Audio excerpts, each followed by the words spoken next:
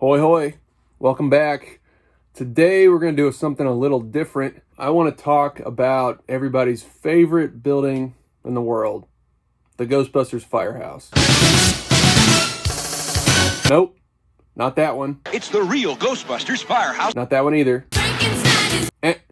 As some of you guys probably already know, they used two different firehouses to film the Ghostbusters movies. The exteriors used Hook and Ladder 8 in New York City, which everybody pictures when they think about Ghostbusters. But all of the interiors and more of the filming actually took place in Fire Station 23, located in downtown Los Angeles.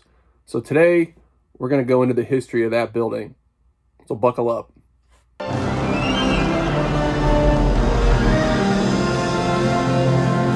It all started in 1909. 1909? Los Angeles planned to build a giant 3-story firehouse in the middle of their manufacturing district.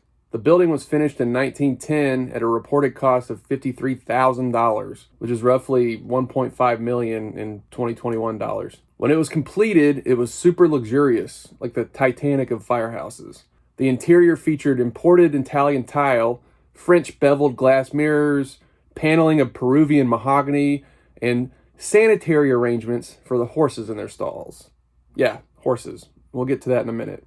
Of course, all this caused controversy. Tax dollars paid for this place, after all. People were angry that the building was so extravagant, saying that they could have built 3 fire stations for that price. For reference, the Titanic cost $7.5 million to produce in the same time period. A 1982 LA Times article reported that the building was so swanky that one Los Angeles writer complained that the bathtub in the chief's upstairs suite was big enough for 2 large chiefs. And they speculated that any self-respecting fire captain working downstairs after 6 p.m. would surely be dressed in evening attire. Whoa, sick burn, dude. The building itself is super narrow. It's 26 feet wide and 167 feet deep, roughly the length of a city block. And for reference, my ecto is about 21 feet long, so picture that. It has an entrance/exit on both sides of the building, so a fire truck or ectomobile could potentially drive in one side and out the other. You know what I mean? The front is located on East 5th Street in downtown LA. The back, or the rear of the building, dumps out onto, of all names, Winston Street. I love this town! Yeah, I know. Also, a man named Hudson was one of the designers of the place, too, So there's actually 2 sets of doors on both sides of the building that look kind of the same. Venkman's office was a set that was built in front of the rear doors, so it kind of obscured them from view in the film. The house was originally manned by 15 firefighters and 10 horses. It housed a horse wagon, a pumper, and the chief's buggy, whatever that looked like. Having horses living in the place was originally why firemen slept on a different floor and used poles, but that's a different story. This building was the LA Fire Department's headquarters from 1910 to 1920, and every LA fire chief from 1910 to 1928 got to live in the fancy quarters on the 3rd floor. The building would serve the city of Los Angeles until November of 1960, when the city began to modernize its fire service. So the fire station closed, and its fate was uncertain. Even though the building was declared a historical cultural monument by Los Angeles in 1966, its condition and the area of the city it inhabited began to quickly deteriorate. Station 23 is located in Skid Row. So if you aren't familiar with that term, historically, it's not the best place in the world to have a building. If you're not familiar with it, Skid Row is a section of downtown Los Angeles that contains the largest population of homeless people in the United States. By the 1950s, the area had deteriorated enough to be known as a place where alcoholics and other down-on-your-luck folks could get a cheap meal and a place to sleep for the night. Skid Row makes up nearly 60% of the crime in central LA, most of which is attributed to car theft, assault, and robbery. Pop culture-wise, if you've ever seen Predator 2, you know. Station 23 is also located less than half a mile from the infamous Cecil Hotel. Yeah, that place is a whole different story. The inspiration for American Horror Story Hotel, and recently, the famous place where the girl disappeared and was found dead in the water tank on the roof. Yeah, that's half a mile from the Ghostbuster house. Richard Ramirez, the Night Stalker, used to sleep there after he murdered people in the 80s. So, yep. Skid Row is also one of the last places Betty Short, the Black Dahlia was seen before she died. Let's talk about something less deathy. IMDb lists 16 credits for the property. So the first was in 1912, which I can't find any trace of. The second thing the property was in was a 1973 made-for-TV movie creatively called Firehouse. It starred Richard Roundtree right off of Shaft and Paul Lamont the same year American Graffiti came out.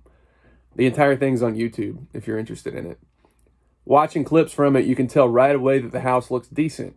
The poles are there. It's got a very Ghostbusters-y vibe. I read a lot about this place and how it was in extremely poor condition come the 1970s, but it's looking pretty good in 1973. Let's jump to 79. It was decided the house would become a fire museum, but no public funds could be allocated for the project. So a non-profit organization called Old 23, that's with the E at the end of old, was created to raise money for the museum. We'll talk about them later. They come into play in a bigger way. So the fire department takes control of the building. It was previously handled by the Department of Public Works. The building had a tenant who lived there rent-free in the house because he was taking care of the property. Kind of a Jack Torrance-y thing, just with a lot less murder. Sorry to keep bringing up death and murder. Can you imagine living in this place, though? He was a sculptor, and he began making money from the film industry in 1979 from a commercial that shot there. He used the money to fix the place up as it had been severely vandalized and deteriorated. For years, all types of people would sleep or stay long periods of time in the house. Think Escape from New York. Everything of value had been stolen, even the fire poles. The movie business helped cover the cost of replacing most of the missing things.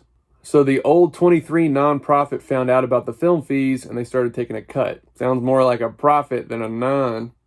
Ghostbusters was the first production they collected money from, with Columbia Pictures reportedly shelling out $3,000 in donations to Old 23, which really doesn't sound like a lot considering how much they used it in the movie. But if this place hadn't existed, the production company would have had to build a set for the interior, and that would have been a lot more.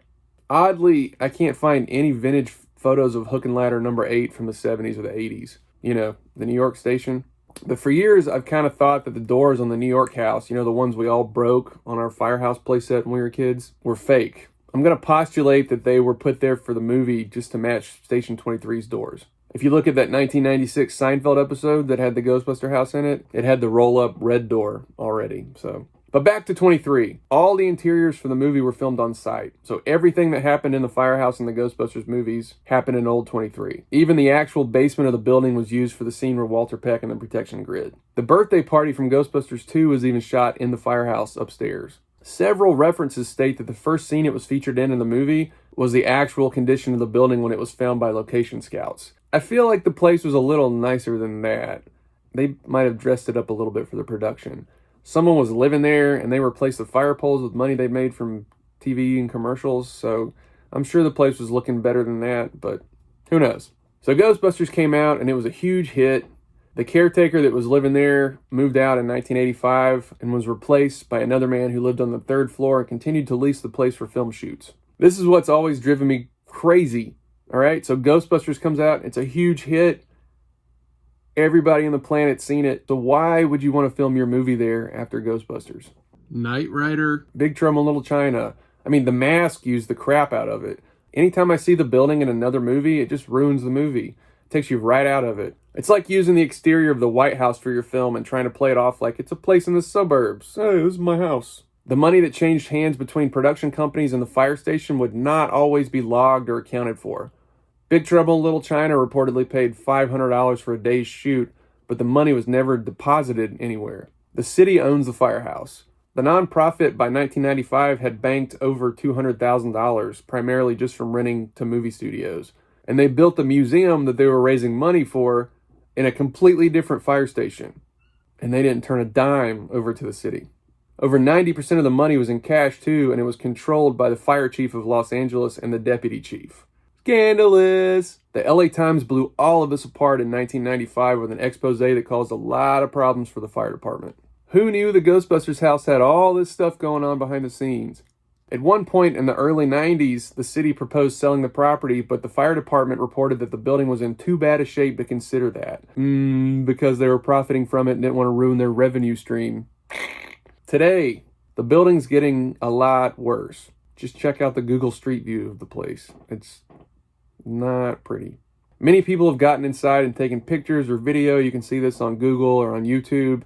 When I lived in LA, I drove past this place 4 or 5 times, but it was always closed up. I was always hoping that the doors would be open and I could just park and just... The stigma of the neighborhood's a little exaggerated at this point. I'm sure some horrible things happen around that area, but you're not going to get stabbed in the gut if you're walking around at 2 o'clock in the afternoon. It is impossible to park there, though, which is why I don't have any pictures of the place that I personally took.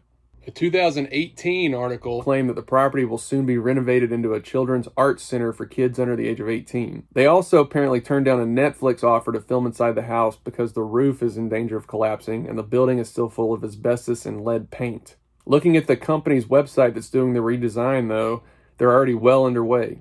So in closing, who knows what's going to happen in this place? I'm sure it's going to be preserved, even though it's in a bad neighborhood. It'll get gentrified in 20 years and the place will be worth $1 billion. Maybe the art center will really happen and we'll all get to go inside the place and check it out. So until then, let's just remember this old gal is the place that gets shafted anytime someone takes a picture of Hook and Ladder number 8 and says, "I went to the Ghostbuster house." In my heart, this place is the real Ghostbuster house. Until next time.